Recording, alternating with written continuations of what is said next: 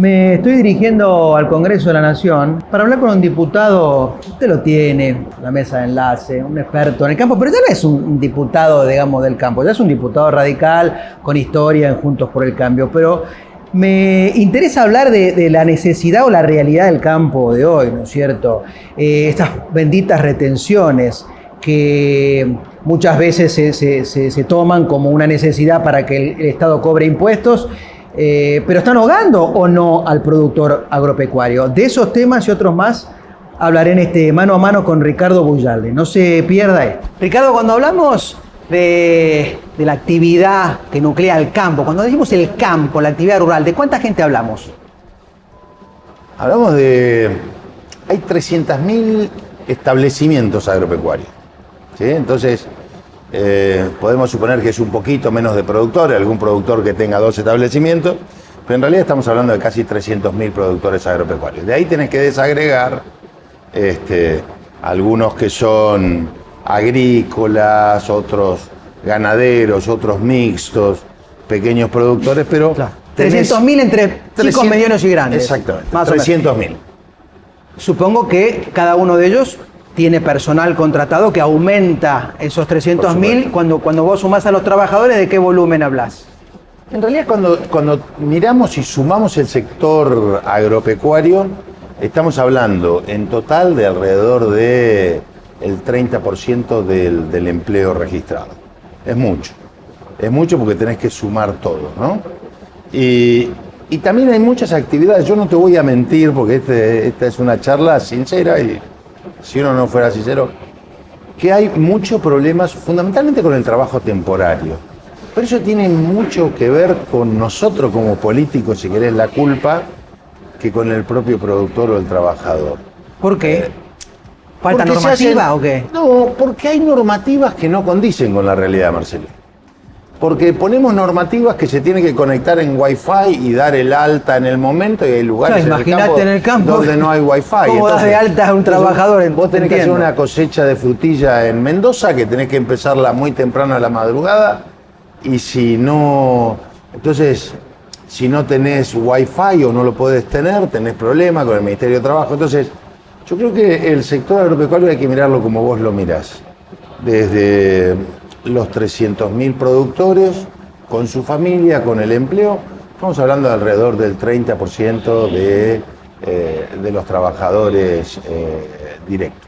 Bueno, entonces, vos decís, ¿qué medidas, digamos, obviamente pedirle a un agropecuario que registre a su personal online, sabiendo las dificultades que hay inclusive en la ciudad para la conectividad, imagínate vos en el campo, no es la solución? ¿Y qué otra solución, digamos, vos te parece que habría que solicitarle al Ministerio de Trabajo para facilitar ese empleo y aparte ese empleo que vos mencionaste recién, es decir, en cierta época del año y termina, ¿no es cierto? Supongo que en 3-4 meses termina. Exacto. ¿Qué hacemos con ese trabajador? Y tenés el cosechador de aceituna, de frutilla, de naranja, de mandarina, de limones, todo esto son trabajadores golondrinas, si querés, ¿no? Trabajadores golondrinas, exacto. Entonces, distinto al trabajador permanente que lo tenés. En eso se ha avanzado y mucho. O sea, el permanente, el que se queda, el que cuida, el que ustedes le dicen el peón de campo, se está registrado, está bien. Ese avanzó mucho. Bien. Hay que avanzar en otras cuestiones, y esto te lo digo ya como productor agropecuario, Dale. Lo que me pasa a mí, digamos, ¿no? Hay trabajadores de campo que no son permanentes, que no son de golondrina, porque no tenés, pero que son posteros, alambradores, que hacen trabajos puntuales. Si querés, en el campo lo llamamos tantero. Ya, viene, hace ese trabajo, cobra y se va. Bueno, entonces eso es difícil y hay que encuadrarlo. ¿Y cómo se hace esto?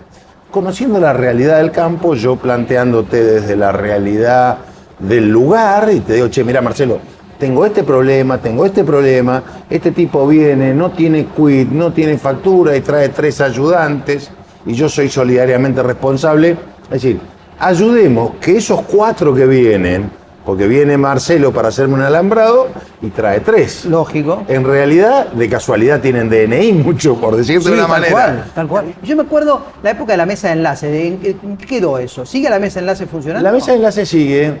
Fue un momento muy puntual de la Argentina, el 2008. Sí. Un momento político puntual. Yo creo que va a quedar en la historia. por lo menos en la mía personal de mi vida, quedó. Este gobierno no está en contra de los hombres y de las mujeres, pequeños productores que trabajan con sus manos el campo. Que llamen a plebiscito, que llamen a referéndum. Piden por la totalidad de la eliminación de las retenciones, lo de los pools ojeros también. Y hasta que no solucione el problema del campo, vamos a seguir firmes en la lucha. Creo que fue un momento histórico donde la sociedad entera protestó no contra las retenciones móviles protestamos los productores agropecuarios.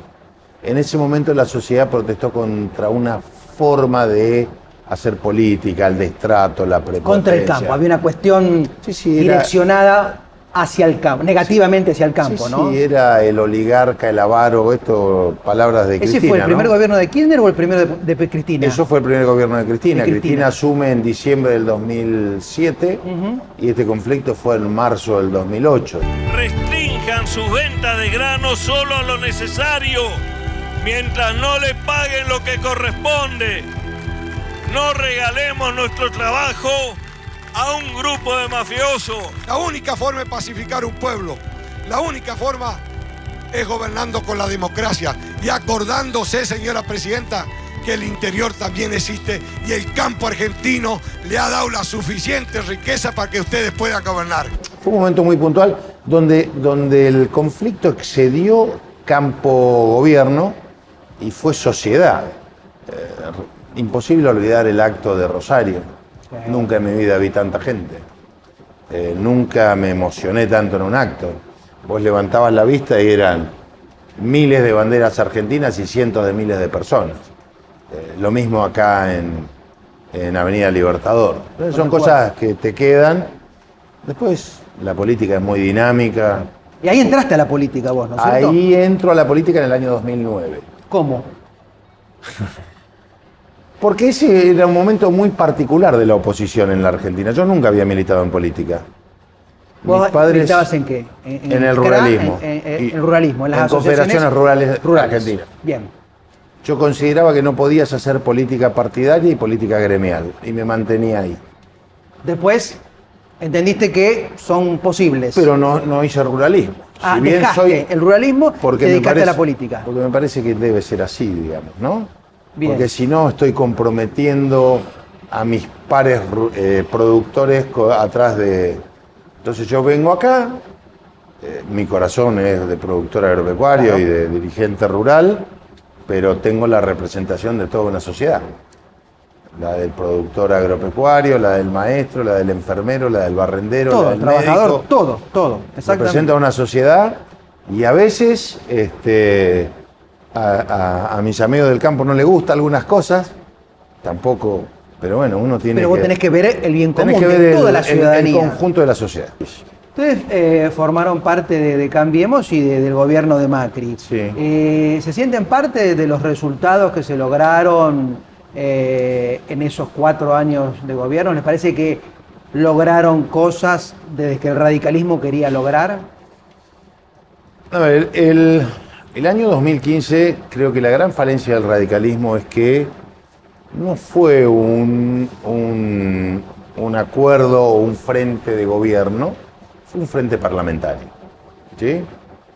Donde cada uno de nosotros llegamos porque el presidente decidió que llegáramos, porque Mauricio decidió que fuera Oscar Aguad, Julio Martínez, José Cano y yo, que fuéramos al gobierno, porque nos conocía, porque tenía afinidad o por lo que fuere. Creo que eso es un error, que no debe volver a suceder. Pero yo soy un agradecido y creo que el 2015 marca un momento distinto, empieza a ser, no es un momento bisagra, pero empieza a cambiar una pendiente de la sociedad. Yo estoy acá porque ustedes me llevaron hasta este lugar. Entonces les pido que por favor no me abandonen, que sigamos juntos, que el 10 de diciembre comienza esta etapa maravillosa de la Argentina. Es acá, es ahora. Ya no es el peronismo el único que podía gobernar el país, sino que la oposición, en este caso encabezada por Mauricio Macri, y el radicalismo, a mi criterio, que debió tener más protagonismo como radicalismo. Claro, como vos decís, poco, para mí fue un error porque, digamos, actuó individualmente con nosotros, siendo radicales, pero debió actuar con la institución partido, Sí, y acordar con el partido la alianza. Y déjame que yo diga, es la crítica Sí, sí, a mi claro. partido. Los que El estábamos partido en, tampoco por supuesto, los que interactuó estábamos con en el Macri. gobierno nos sentíamos absolutamente solos. Bien. Del partido. No acompañó, No. el partido no acompañó. A mí nunca me llamó ningún presidente del partido, ninguno, Bien. mientras yo fui ministro. Eso no va a pasar ahora en el 23. No, estoy seguro que no.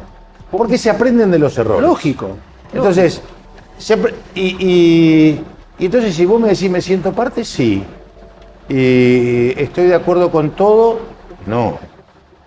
No estoy de acuerdo con todo lo que pasó, pero creo que es una evolución que hayamos tenido un gobierno de un signo distinto al peronismo, porque se puede mostrar otra visión de la realidad y lo que tenemos que tener es la sabiduría de discutir puertas adentro en lo que no estamos de acuerdo. Porque la sociedad no termina de entender estos debates políticos, porque la sociedad tiene su problema, porque vos, Marcelo, tenés tus problemas. Llegás a tu casa, tenés tu familia, tus hijos, tu tarjeta de crédito, las expensas, el auto, el mecánico. Entonces no tenés tiempo de analizar salvo que trabajes de esto. Entonces yo creo que es bueno que hayamos ganado en el 2015. La economía no nos fue bien, pero sí creo que es un avance político. De hecho, hoy, en el año 2019, ganamos las elecciones a nivel nacional. Es decir, que la sociedad dijo, che, le dio la oportunidad a Alberto Fernández, defraudó, nos vuelve a poner a nosotros la responsabilidad y bueno, ahora tendremos que ver en el 2023 si vuelve a confiar. Que nadie crea que esto está terminado. Una de las cosas que dijiste, tal vez en lo económico no nos fue bien con Macri, ¿cuestionás el acuerdo con el Fondo Monetario Internacional? No. He decidido iniciar conversaciones con el Fondo Monetario Internacional para que nos otorgue una línea de apoyo financiero. Hace minutos hablé con Christine Lagarde, su directora, y nos confirmó que vamos a arrancar hoy mismo a trabajar en un acuerdo. El fondo es un prestamista de última instancia. Cuando nadie te presta la plata, El fondo sí. vas al fondo. Cuando el banco, tus amigos no te prestan la plata, tenés que ir al usurero. Ajá. ¿No? Está bien el paralelo que existe. Entonces, Argentina, ¿por qué llega a esa situación? Porque nadie se plantea. Parece que Mauricio Macri fue voluntariamente y dijo, che, a ver, al fondo, préstenme plata. Fue porque No le quedaba otra. Porque la Argentina, si yo tomo desde el año 62 a esta parte, casi 60 años estamos hablando, ¿cuántos años tuvo superávit fiscal? 4. Es decir, 56 años de los últimos 60, Argentina gastó más de lo que generó. ¿Y cómo financiás cuando un país tiene déficit fiscal, que es gastar más de lo que generás? De 3 maneras. Si querés, 4. La primera es si tenés reservas, si tenés ahorro, pagás de tu bolsillo. Los agarré y los gastás. No tenemos. No, obviamente. Aumentás los impuestos, emitís plata, agarrás Chicone o la Casa de la Moneda y le das a los billetes, o tomás deuda. Esta es la historia argentina. ¿Aspiran los radicales a un gobierno presidido por un radical? Sí, por supuesto que sí. Porque la cultura democrática en la Argentina está consolidada y este paso que dimos con Macri es muy importante. Fue el único presidente en los últimos 100 años de signo no peronista que terminó su mandato. Pero no es Pero radical. esto también, Pero no es radical. Yo he escuchado. Está bien, no, pero está bien, algunas pero estamos quejas hablando de la los oposición. radicales, digamos, de paladar Está bien. negro, que dicen, no, bueno, pero sí, Está a los bien. radicales no nos escucha, o no es así. Pero, eso. pero no. Pero es de la oposición, miremoslo La así. oposición. Porque Correcto. cuando hablamos tenemos que hablar de la conducta del peronismo. A ver, si yo miro que el día de la asunción de Mauricio Macri no había diputados y senadores del peronismo, no habla de una calidad democrática. De los que no estuvieron. Eso es una actitud. Cuando a los 3 meses Mauricio Macri tomó la decisión de ajustar tarifa, creo que fue, apareció el Club del Helicóptero. Cuando tiraron 14 toneladas de piedra acá en Plaza de Mayo, es una actitud golpista. Entonces, la sociedad argentina va cambiando eso. ¿Vos te imaginás si la gente se imagina a Mauricio Macri en la pandemia si hubiera terminado su gobierno? Mauricio Macri, Marcelo, Ricardo o el que está enfrente, no hubiera terminado. O sea que la oposición peronista es muy, muy dura. Muy complicada. No lo hubiera permitido gestionar. Muy complicada. Porque un presidente necesita leyes. Y desde el año 83 a esta parte, necesita leyes, necesita acuerdos. Del año 83 a esta parte, el peronismo ha gobernado el Senado, aún con Alfonsín. Sí. Es decir, que ninguno de todos los jueces que están designados, ninguno, ni uno solo, salvo los miembros de la Corte, que se designó a propuesta de Macri, pero todos con el consentimiento del peronismo. Entonces, hay que mirar esta realidad. Cuando a veces las negras también juegan, digo, la ficha negra, ¿no? Vos jugás con las tuyas y los de enfrente juegan. Otras juegan, sí, claro. Y a veces algunos muchachos juegan a que vos no termines tu mandato. O sea que en la política hay mucho, cuanto peor, mejor. Claro. Apuesta en Bueno, eso. acá nosotros en este debate del Fondo Monetario mostramos lo contrario. Y mostramos que el radicalismo, todas las fuerzas que integramos, el PRO, la coalición cívica, todas las fuerzas que integramos hoy Juntos por el Cambio, nos pusimos al hombro con madurez una negociación con el gobierno, de decirle, señores, no hay que caer en default. Sin embargo, dentro del propio gobierno hay gente que no está de acuerdo. Y que, Eso es clarísimo, la división dentro del oficialismo. Apuesta al fracaso del propio gobierno. Sí, milita el default. Imagínate. Peligrosos.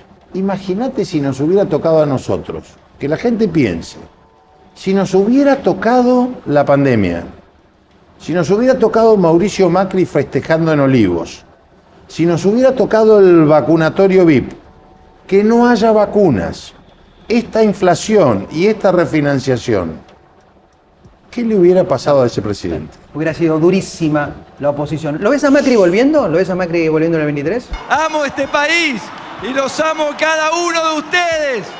Y por ustedes y con ustedes vamos a construir la Argentina que soñamos. Yo quisiera un presidente radical, obviamente. Vos, tu corazoncito está con un radical. Por supuesto, pero sí soy un tipo que... Pero no descartás, viste que a veces dicen, no, porque ya fue, no descartás a Mauricio. ¿Alguien pensaba que Cristina iba a estar donde está? De verdad, ¿no? ¿Alguien pensaba que Alberto Fernández iba a ser presidente? La política te da esas sorpresas, ¿no? Si vos pensás, ninguno que haya sido presidente un año antes terminó siendo presidente. Mira vos, o sea que todos los presidenciales que estamos escuchando ahora tal vez no sea ni aparezca uno nuevo. Hacé memoria y te vas a hacer memoria, entonces te vas a dar cuenta, che, ¿viste qué? A ver, Sergio Massa, que está acá. Claro. En enero del 2015 era el presidente. Sí, recuerdo el buen momento de, ¿no? de Sergio. ¿Alguien pensaba que Alberto Fernández iba a ser presidente? No, es descartado. De ninguna manera. Déjame que te pregunte algo, hablamos bastante de política, todo, pero una duda que siempre me queda y a veces se cuestiona y que seguramente lo habrás escuchado. En el campo todos los años se ven, viste, los productores, bien ganado lo tienen, las nuevas camionetas, las camionetas 0 kilómetros. Sin embargo, se sigue dependiendo de que llueva para que la cosecha ande. ¿Por qué no hay ese sistema artificial de riego que uno ve, por ejemplo, en Europa o en otros países que no dependés tanto? Bueno. Es decir, ¿por qué no hay tanta inversión como uno le gustaría? Bueno. La camioneta, para desmitificar un poco eso, Dale, ¿no? sí, decímelo. Representa el 0,001% del capital de un tipo. Claro. Es como que yo te critiqué los zapatos. Totalmente. Vos decís, che, vos tenés que estar bien vestido porque... Tenés que tener una buena camioneta porque para entrar al campo... Tenés que tener una buena camioneta. Una buena camioneta, porque si no, no. Porque vos tenés si que no ir... te quedás... te quedás y... Entonces, o se te rompe la camioneta. Sí, exacto. Hoy los vehículos en general son más confiables que antes. Los mecánicos están en problema, digamos, ¿no? Porque los vehículos son más confiables, te sacan una pieza, te reemplazan y ya está. Listo. Ahora... ¿Se produce a secano o bajo riego? Argentina siembra aproximadamente 30 millones de hectáreas. Puede haber una parte que se haga bajo riego. Es muy difícil decir que vamos a producir 30 Todo. millones de hectáreas o bajo sea, riego. Por un lado, no sucede eso. Por eso en Brasil y en Estados Unidos también afectan las sequías o las inundaciones. Bueno, las inundaciones... O sea, los grandes territorios se tienen que hacer dependiendo de la lluvia, depende, digamos. En cambio, los pequeños territorios, por ejemplo, europeos, ahí sí el riego artificial se puede hacer. Exacto, porque tenés canales, porque tenés acceso, porque tenés el subsidio, el PAC, que es el paquete de medidas que subsidia a muchos productores de Europa. Decime un punto de los subsidios también que no nos tocamos. ¿Están pidiendo subsidios al gobierno? ¿Están necesitando subsidios del gobierno? ¿O están bien? No. El campo hoy está puntualmente, para que nos demos idea. Si yo te pregunto cuánto vale el dólar, vos me vas a decir 200. Claro. Bueno, para uno que hace soja vale 70. Está. Pero, ¿y por qué vale 70? Ese es el gran problema, ¿no es cierto? Por los descuentos que le hacen, las bonificaciones porque que yo te puedo decir que, por ejemplo, los productos del campo tienen inflación en dólares. Vos me decís, sí, Ricardo, pero ustedes compran insumos al tipo de cambio oficial. A ver, para cualquiera el dólar vale 200. Para un tipo del campo, cuando vende, depende de lo que venda, vale 70, vale 80, vale 100. Y lo que compra vale casi 200. Claro. Cuando va a comprar una cubierta, una cosechadora, fertilizantes, vale 200. Claro, tiene que pagar el precio real, pero Entonces, recibe la mitad. Hoy con toda esta desgraciada guerra que tiene el mundo, porque es del mundo, no es de Rusia y de Ucrania, es el mundo que está sufriendo. A mí, anoche veía a un chiquito llorando, que los vimos todos, y viste, son cosas que te quiebran. Esta desgracia de guerra hace que los precios hayan volado, hayan estallado. En el mundo, hoy, puntualmente, el trigo vale $500. Pongamos un número redondo, $500. El productor argentino cobra $115, traducido así. 20%, 22%. ¿Qué le dice hoy? En el resto del mundo cobra 500. ¿Qué decimos nosotros? Che, no, está bien. Esta es la presión impositiva. Se llevan $380, $385 y después te dicen, che, vos sos un avaro, sos poco solidario. Le decís, Argentina va a recaudar este año entre 3 y 4 mil millones de dólares más por la suba de precios agrícolas. Pero tenés un secretario de Comercio Interior que dice tiene que poner plata para subsidiar las harinas.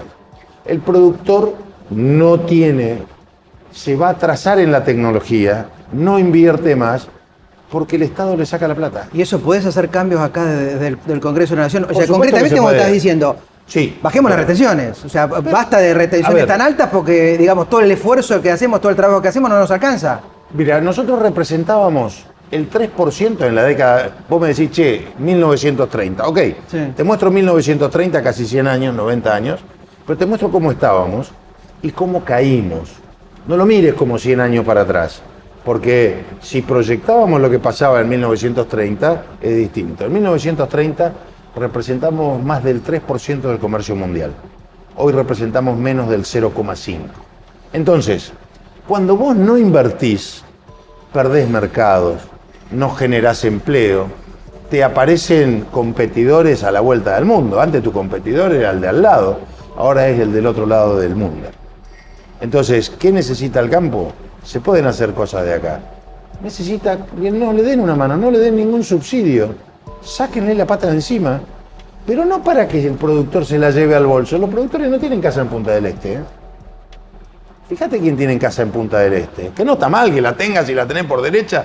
Te aplaudo, digamos. Yo no conozco Punta del Este, la verdad. Pero se entiende lo que dijiste, se entiende y te tomo agradeciéndote esta entrevista. Sáquenle la pata de encima al campo. Espero que le haya gustado este mano a mano con Ricardo Buyarle. Hasta la próxima.